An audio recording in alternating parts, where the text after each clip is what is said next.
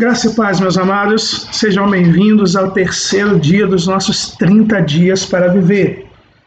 Nós estamos estudando o livro Um Mês para Viver e hoje nós vamos meditar sobre espremido pelo tempo, gastando o seu recurso mais valioso. Diane Ackerman diz: não quero chegar ao fim da vida e descobrir que vivi toda a sua extensão. Quero ter vivido também sua largura. Ralph Waldo Emerson diz: cuide muito bem do seu tempo livre. Esses momentos são como diamantes, não lapidados. Despreze-os e seu valor nunca será reconhecido. Melhore-os e eles se tornarão as mais brilhantes joias de uma vida útil. Ouvi falar de um homem que foi ao médico para pegar os resultados do seu check-up anual. O médico o recebeu e disse: sinto muito, Bob, tenho más notícias. Os exames indicam que você tem uma doença terminal. Você tem apenas 6 meses de vida. Depois de assimilar a notícia, Bob então perguntou: há alguma coisa que eu possa fazer? Alguma droga ou tratamento? Ou algum teste? Deve haver algo que eu possa tentar. O médico pensou por um momento e disse: sim, existe uma coisa. Você pode mudar-se para o interior, comprar um sítio e criar porcos. Aí você pode conhecer uma viúva com 14 ou 15 filhos, casar-se com ela e levar todos para viver com você no sítio.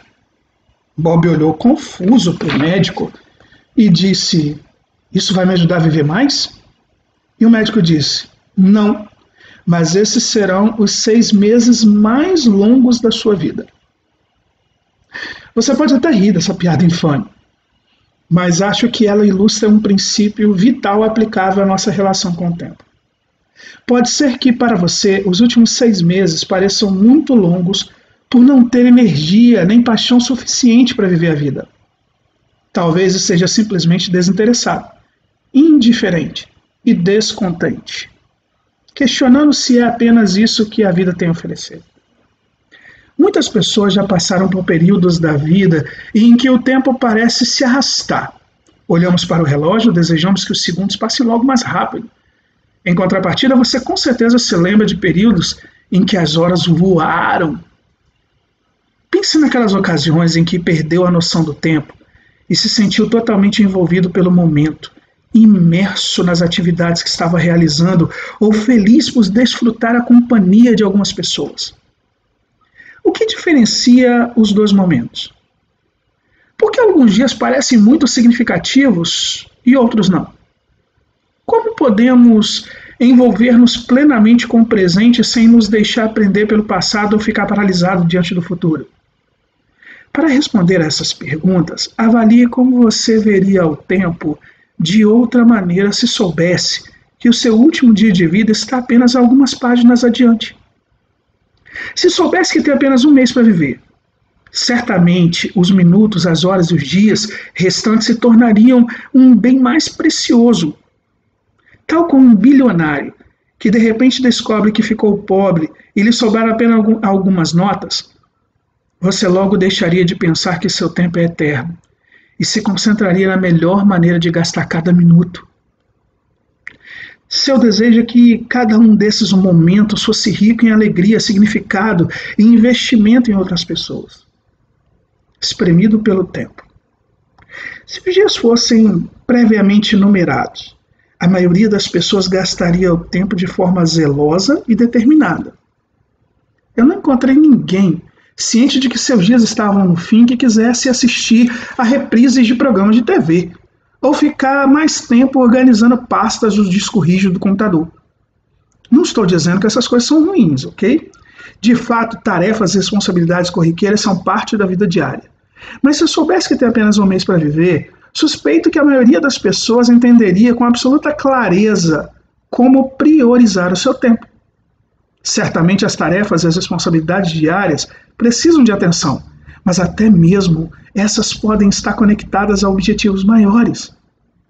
Falar com o cônjuge, ensinar os filhos, ligar-se a Deus, o corriqueiro pode tornar-se magnífico se estivermos intimamente conectados a cada hora e pessoa ao nosso redor. É óbvio que as prioridades são determinantes para o modo como consideramos e gastamos o tempo. Todos têm o mesmo número de minutos no dia. Não há nada que você ou eu possamos fazer para aumentar a duração de um dia para 25 horas. Quanto mais chegar a 30 ou 40 horas que almejamos para manter tudo dentro do cronograma. O fato é que estamos presos a 24 horas.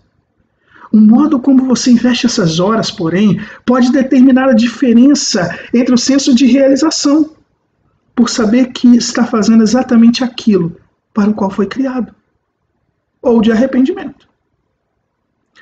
Se você quer viver sem arrependimentos, talvez seja necessário fazer um inventário da sua vida e observar como você está gastando o seu tempo.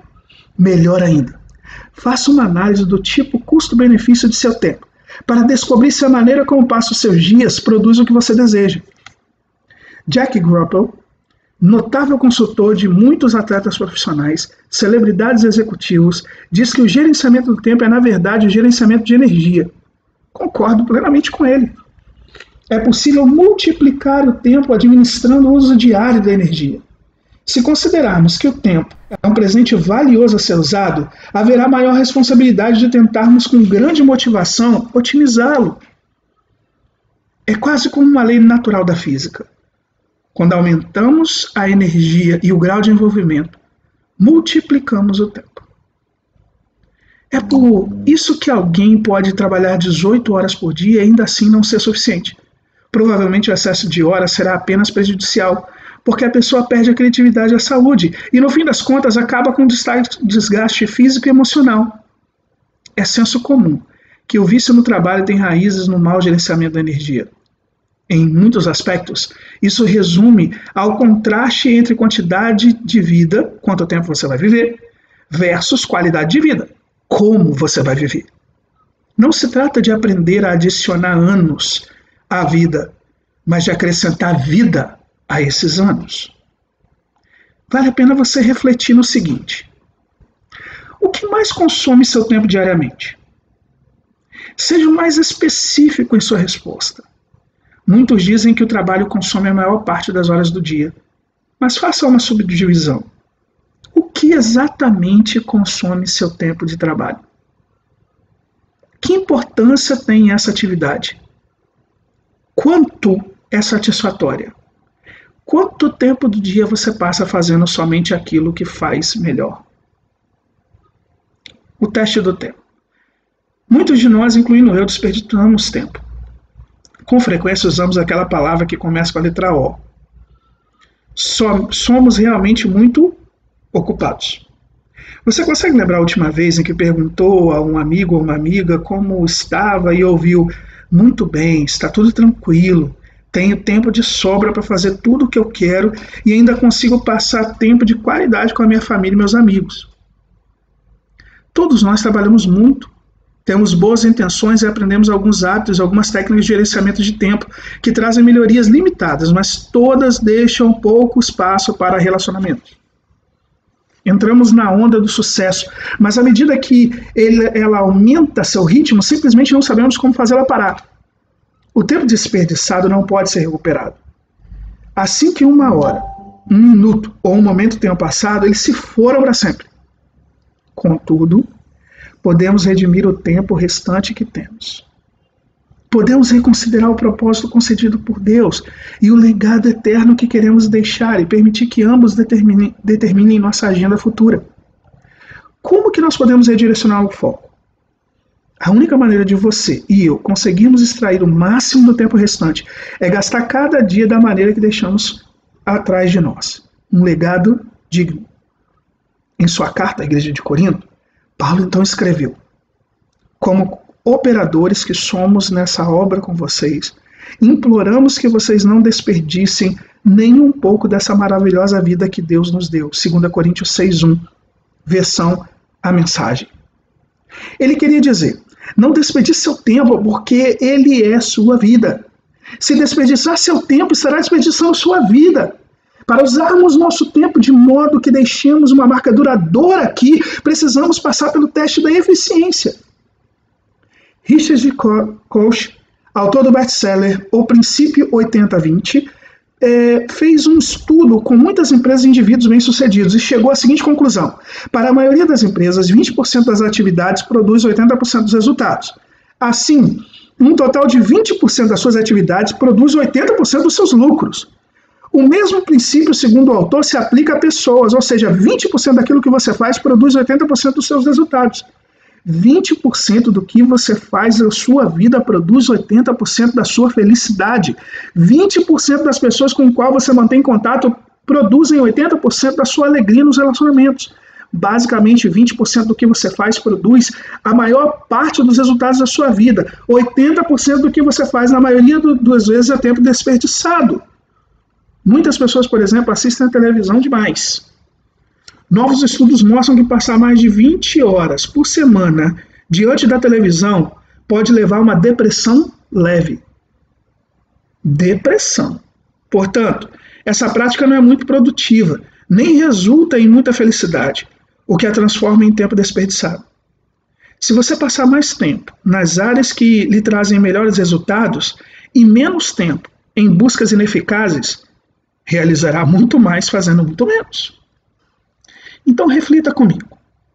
De maneira geral, você concorda com o princípio 80-20? Ele parece se encaixar em sua vida e na maneira como você gasta tempo?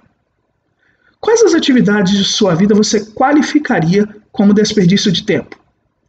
O que o impede de gastar esse tempo com as atividades que realmente são mais significativas? Relógios eternos. Um dos maiores desafios é o que eu chamo de paradoxo da produtividade. Somos condicionados a acreditar que para que o tempo seja proveitoso, devemos ter algo para mostrar. Então produzimos alguma coisa. Outro relatório, um novo documento, um sistema melhor, um produto aperfeiçoado. Muitas pessoas que conheço se sentem impressionadas a produzir, até mesmo durante as férias e o tempo livre. Elas não conseguem desfrutar um simples descanso à beira da piscina, de uma caminhada ou de dormir até mais tarde, simplesmente porque não tem nada para mostrar como resultado do tempo gasto daquela maneira. O resultado, porém, é que todos nós precisamos de um pouco de tranquilidade para descansar e adorar, para nos colocar em silêncio diante de Deus, para pensar em nossa vida e ouvir a voz do Senhor. O paradoxo é que talvez não tenhamos nada para mostrar como resultado desses momentos realmente produtivos. Ocorre uma grande libertação quando se aprende a trabalhar sob a perspectiva eterna e não somente de acordo com o relógio preso no pulso. Um momento regular de descanso e recuperação, um sábado no sentido bíblico, é essencial em nossa programação. Precisamos estar sintonizados com a noção de tempo maior do que simplesmente relógios e agendas. Se soubesse que tem apenas um mês para viver, você não reservaria mais tempo para descansar depois de uma refeição com a família? Para sentir o delicioso aroma de uma xícara de café enquanto observa o nascer do dia pela janela na cozinha? Para torcer por seu filho no jogo da escola? Para ler um livro significativo, um poema, uma passagem da escritura? Para caminhar no parque ouvindo o canto dos pássaros? Essas atividades não vão gerar um produto, nem permitem que você alcance resultados, mas são essenciais para o seu bem-estar. Ouso dizer que boa parte das nossas lembranças mais preciosas advém de momentos espontâneos, quando estávamos prestando atenção ao presente. Fomos criados para algo mais do que o trabalho, nosso valor é muito maior do que aquilo que fazemos. Em suma, fomos planejados para desejar descanso e almejar beleza. Até mesmo o Criador descansou e guardou um sábado. Ninguém se imagina mais produtivo do que Deus. Contudo, muitas vezes agimos como se não pudéssemos dar-nos ao luxo de parar, fazer uma pausa, aquietar-nos e descansar a alma. Se nosso objetivo é gerenciar o tempo de maneira que ele seja maximizado, então precisamos viver de acordo com o relógio eterno, ouvindo Deus em nossa vida, prestando atenção ao corpo e ao coração. Se você pretende pôr fim à síndrome do algum dia, de que já falamos, é preciso fazer com que o algum dia aconteça hoje, atentando para a maneira como você foi criado. Extraia o máximo de seu tempo aplicando energia às áreas que são prioridades constantes. Tenha em mente o legado que você quer deixar no trabalho que faz, nos relacionamentos que mantém e na maneira como consome cada dia. Não fomos planejados para ser escravos do tempo. Fomos criados para ser ativos e presentes na vida dos que estão ao nosso redor. Aproveite ao máximo de seu tempo produzindo um legado que durará muito tempo além do tempo que vai viver aqui nessa terra. E comece isso hoje. Para você levar para a vida toda. Primeiro, anote num diário como você gasta cada dia da semana. Tenta atribuir um valor à sua produtividade, aquilo que você realizou. E esse é o grau de contentamento, como você se sentiu em cada dia. Como qualificaria a relação custo-benefício da maneira como usa o seu tempo? 2. Qual foi o fator que desperdiçou o seu tempo na semana passada? O que você ganhou com isso? Algo que o distraiu, entreteve, fez você evitar alguém? Existe alguma outra maneira de usar seu tempo para gerar um impacto maior e mais significativo? Talvez você precise passar menos tempo diante da televisão e ler mais. Ou quem sabe navegar menos na internet, sair para caminhar ou fazer exercício. Crie uma pequena lista de atividades, alternativas para fazer na próxima vez em que for tentado por hábito a desperdiçar seu tempo. Número 3. Como descreveria a fase atual da sua vida? Você se sente soterrado sob terras gélidas, hibernando no aspecto emocional? Ou o cenário se parece mais com a primavera, com os sinais de surgimento de uma nova vida? Para você, o que significa aceitar e honrar a situação em que está agora? Pense nisso e que Deus abençoe ricamente a sua vida em nome de Jesus. Aqui é o pastor Wagner Poubel e a gente se vê na próxima meditação, se Deus quiser. Até mais.